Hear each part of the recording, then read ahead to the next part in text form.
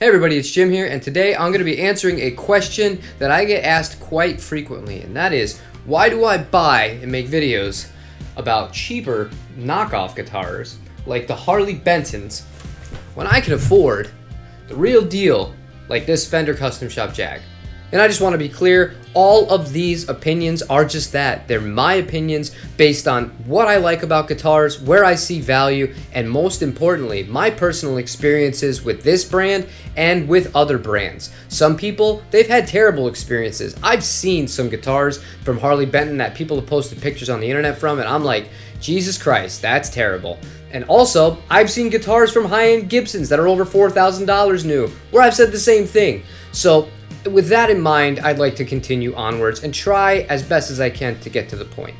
Reason number one is because I personally see a lot of value in these instruments, and based on the experiences that I've had, and again, Tolman do not know I'm a YouTuber. If they do, it's on total freak accident. They have not supplied me with anything. As a matter of fact, I don't even think my affiliate code works correctly, but that's neither here nor there. So if I'm not getting paid to do these, I'm not just burning money for fun. I don't make enough money on YouTube. This is my first month ever making money, and it would not even be enough to pay for half of one of these guys. So with that being in mind, I genuinely think this is a good guitar. I think this is a guitar that you can take out and play live gigs with, and that's what I'm looking for. If I can take out a guitar that's going to serve a purpose and be used directly as a tool to help me at a gig, and I don't care if it gets stolen. I mean, I'd care, but it wouldn't break my heart like some of the higher end instruments I have, or if it gets dinged up, that's a win for me. You add in the fact that the playability of these things, you don't have to do as much to get these things dialed in my experience, as some other brands in this kind of price range. So it kind of hits a few sweet spots in that aspect. Topic number two, the competition. When I look at other brands, compared to the Squier and the Epiphone, I'd rather spend the $400 on one of these, and there's a few reasons for that. First of all, you're getting such better hardware when you buy one of the comparably priced models of a Harley Benton versus one of the Squiers of the Epiphones. Yes, if you do have a problem and you live overseas like I do, it's not going to be a fun kind of experience. But with that being said, the Squiers, the tuners on those, they're just not good. But more importantly, the bridges on those, not great either. The nuts are synthetic bone, plastic. Whereas this guy comes with high quality Wilkinsons on the case of this one, and the Les Paul comes with Goto, a very trusted Japanese company. And for me, that's a really good baseline because the hardware has so much to do with the tuning stability, the overall feel and playability of the instrument. When you play a guitar that has super cheap hardware on it, you notice it and you notice it right away. And I think one of the reasons why some people might write off this brand is they might play one of the entry-level ones, maybe the $70 or $80 Telecaster or Stratocaster styled instruments that might not have, the higher end hardware on it, and they might think, oh, this thing's just total junk. In that case, I can kind of understand. But when you put it in perspective of, you're not saving any money anymore buying a Squier that has inferior components on it versus one of these guys, it's a hard sell for me at that point to go with one of the big brands. And tying up my point about value here, the only guitars that I purchased new ever now are the lower end guitars, basically $500 or less. We did the two Squiers, the Cabronita Thin Line and the Cabronita Baritone.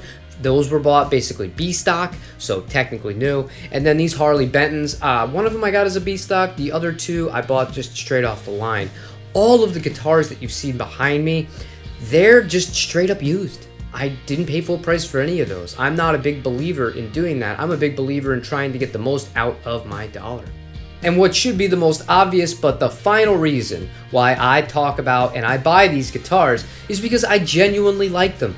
Guys, I can't repeat this enough. I have no skin in this game. It does me no good to sit here and call a good guitar bad or a bad guitar good.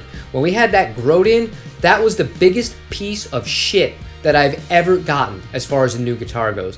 And I was honest with you guys. I showed you why it was a piece of garbage in that video. And we've never gotten another one in, and I never will buy another one of those guitars because the experience was that bad.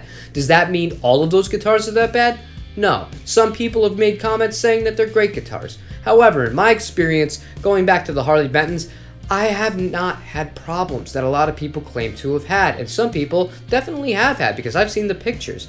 So I think that they're great value. I enjoy playing them. I see a purpose for them. They get me into models that I wouldn't normally want to spend full price on the real deal for. In this case, the Charvel for $1,000. No thank you. This guy for less than half of that price, a lot more appealing. Now I'm going to wrap this video up by acknowledging the elephant in the room here.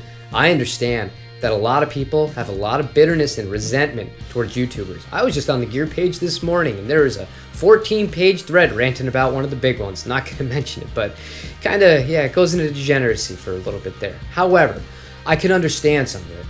When you know somebody has skin in the game as far as financially, whether it's them being paid a lump sum of money from one of these people that make guitars like the Harley Benton, like a Fender, like Gibson, doesn't matter what the brand is, or they're being provided the gear for free to keep afterwards, obviously it's hard to take their opinion seriously.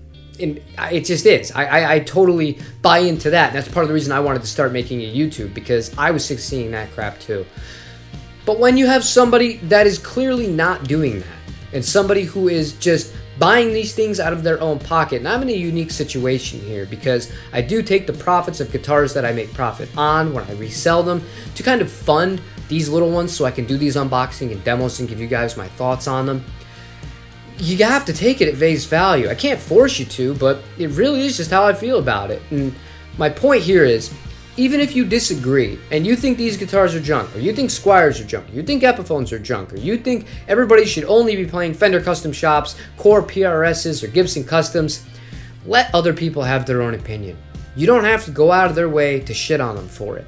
We're not all the same. We're not all meant to be playing 335s on stage through a Marshall Plexi or a Telecaster through a twin reverb. It's just not how things are. Diversity in gear is good. It's good to have quality options like this, in my opinion, available so that on a budget you can go out and make some cool sounds, because at the end of the day, that's all it's about. So with all those kind of hate things and, you know, this gear snobbery, I don't really like it.